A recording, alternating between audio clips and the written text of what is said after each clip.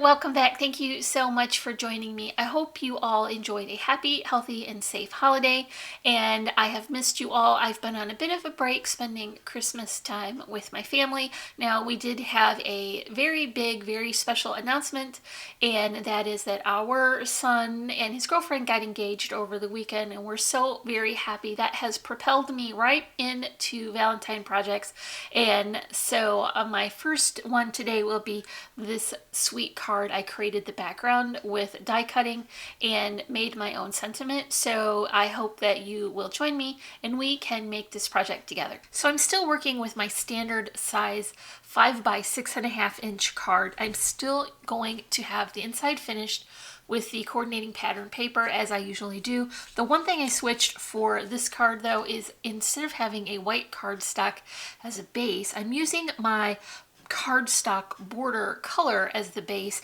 and then I'm going to add the white on top of that. So this first layer is going to have a little bit of an exaggerated border, and that's just to add a little extra detail. Before I add my race section, I do have one small area of pattern paper that I want to add right here to the bottom, and this is going to act as a background for the letters, which I'm going to include.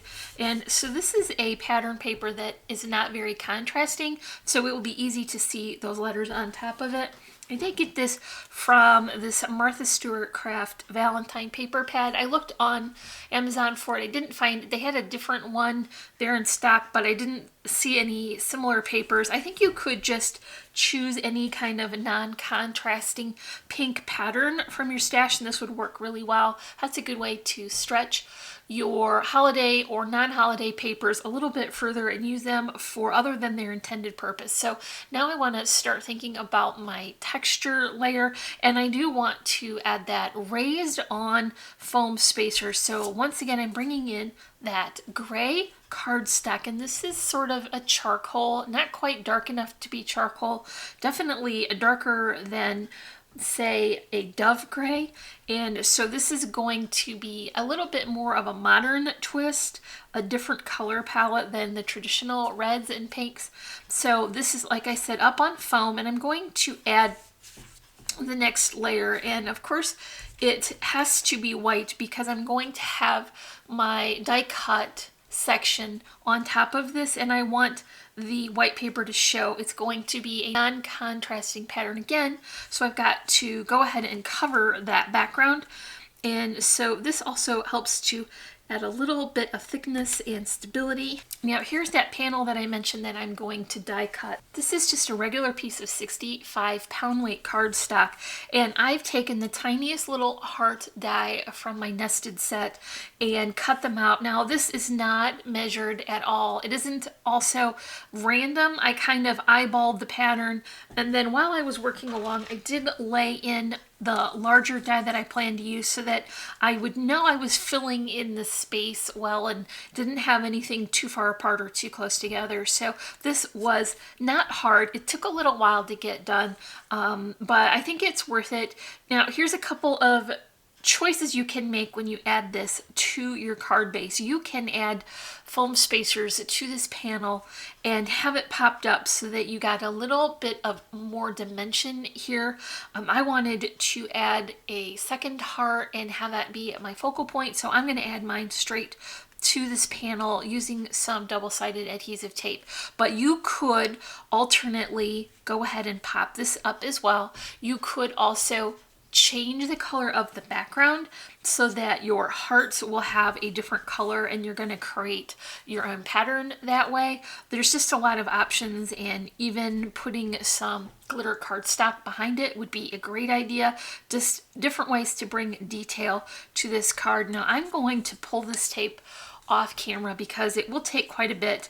I did want to make sure as I was cutting along to leave myself enough space around the outside to mostly get it covered so that I would have enough space for my double-sided tape. That way I've got all these edges stuck down nicely and none of them will be coming up. So I'm going to go ahead and do this now, and then I'll jump back in when I've got this tape taken off. So I've got my second piece cut to be the same size as my first piece that went down. Now all I had to do was line up those edges and everything went down straight. So I'm going to hold that a little bit closer so that it's easier to see. This has created quite a nice texture and pattern to the background, but it isn't so contrasting that it looks busy.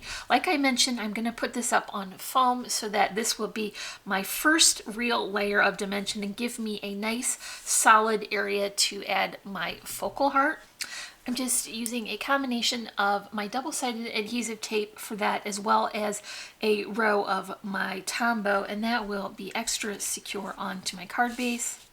Just gonna make sure that I line that up as close as I can to the center of this panel. Remember, my borders on the outside are just a little bit larger to be an extra added detail. So I'm going to just place that here and allow my glue to set up.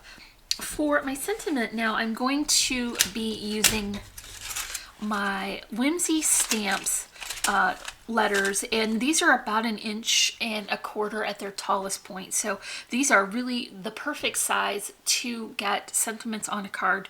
Lots of things you can spell out. There's plenty of room for lots of different words here, or if you run out of room, you could have your card running in a landscape orientation instead. But I have really enjoyed using these sort of more flexibility for my sentiments. I'm not tied down to what's already printed. Okay, so what I did for my sentiment for this card was I cut out the love word first with the glitter cardstock, and that is going to be the top portion, and then I cut a second love word out with the same gray as the border color. So what this is going to do is act as a faux dimension. I've got all of my letters on the top offset just a little bit so that it looks like there's a shadow. And one good way to get a convincing dimension from this is to remember where your light source would come from.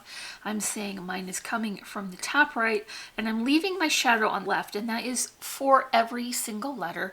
And I'm also using the same amount of spacing for that so that it has a more authentic dimensional shadow look behind it. I want to recommend as well that you would cut glitter paper and add that to the border on the back instead of the other way around. You would have a very difficult time getting anything to stick to that glitter paper in such a small quantity.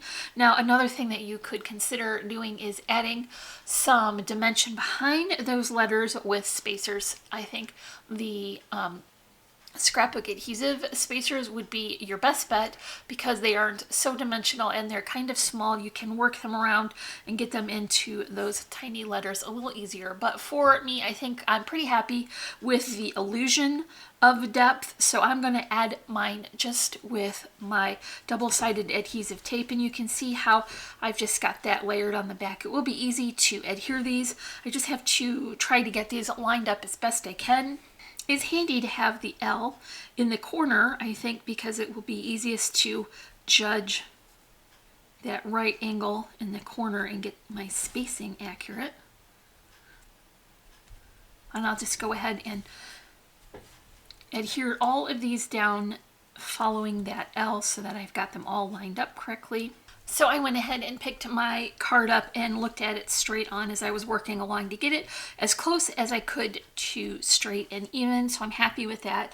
Now here's my focal point, and what I wanted to do was create a bit of a frame. So I've taken the nesting layers of that die. This has just got a slight stitched effect on the outside, so it has a little extra detail, and they all sort of fit in together. So I picked the two that I wanted for the size. I cut my cardstock that is glittery out with the first heart, that's the largest one, and then I cut out the center using the next in line of the nested sequence. So now I have a nice border that goes around, and then here is the portion I cut out. I cut another heart out of that with the next die down so that I could add that back in as a raised detail. And so this is leaving me with another little heart that I can use for another project, so that will be fun. I'm going to use my Tombow again to get this adhered to the outside of this because I don't have quite a lot of space for the width of my double-sided adhesive, so I'll just do that and I'll pop back in when I've got that done. So here are those two pieces joined and ready to add. I thought it would look a little bit nicer if it had the same border as my paper layers, so I went ahead and I flipped over my die, the largest one, and then I just traced around the outside of that die with the matting color, and that gave me the right amount of space so that it would act as an even border all the way around. I did cut outside of my pencil line just a little bit so that it would have a little bit extra width, but that worked really well, so I can get extra use out of my dies if I don't have the correct size up for bordering. And so I also added this to foam, just cut that out and added that with my double-sided adhesive tape and Tombow. This layer I can add with just my tape, so I'll do that now. You could very easily make this portion a shaker. I would suggest maybe going the next size up for the outside with the glitter paper so that you're leaving yourself enough room to add dimensional foam so that you could have your shaker parts move easily. I'm just going to hold up my heart here and get this lined up. It's easier to see it straight on. I really like the stitched detail on this as well.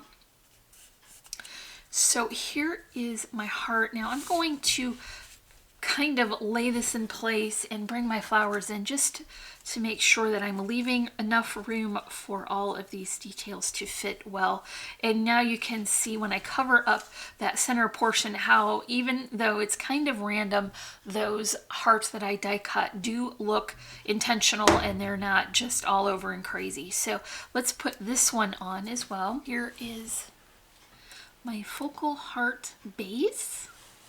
Just sort of centered that to make sure it's kind of even from side to side. Now I'll bring in my flowers. So these are just some flowers from my stash.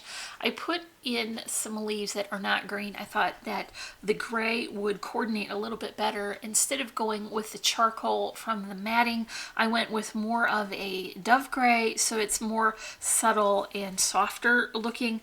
I've got my regular arrangement here with some larger flowers in the middle and then some loopy twine bows, and my leaves on the outside kind of stretch all the way to the outside there, so it kind of helps to fill in that space a little.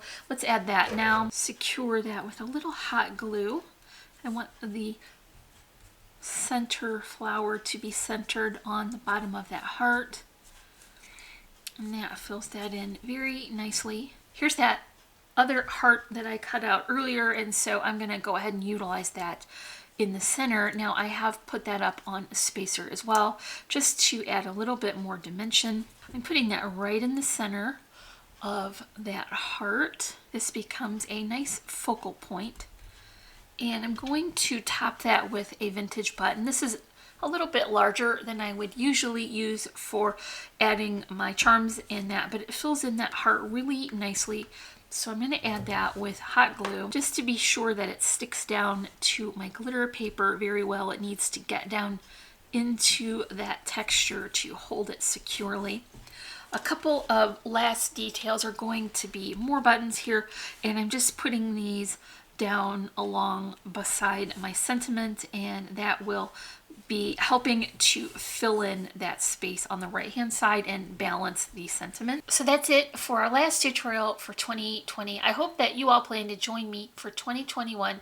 We have a lot of great inspiration planned. There are new series, some giveaways, and a exciting milestone I'm really looking forward to. You can check in the description below for links to all our social media sites. We have a lot more inspiration there that doesn't get on to YouTube, so head on over to our Facebook or Instagram, our Etsy shop, or our blog, and you can find a lot more projects there. If you're not already, I would love for you to subscribe, and don't forget to hit the bell notification so you'll be alerted every time we add new content. And as always, I'm wishing you a happy and productive day, and I thank you so much for watching. Bye!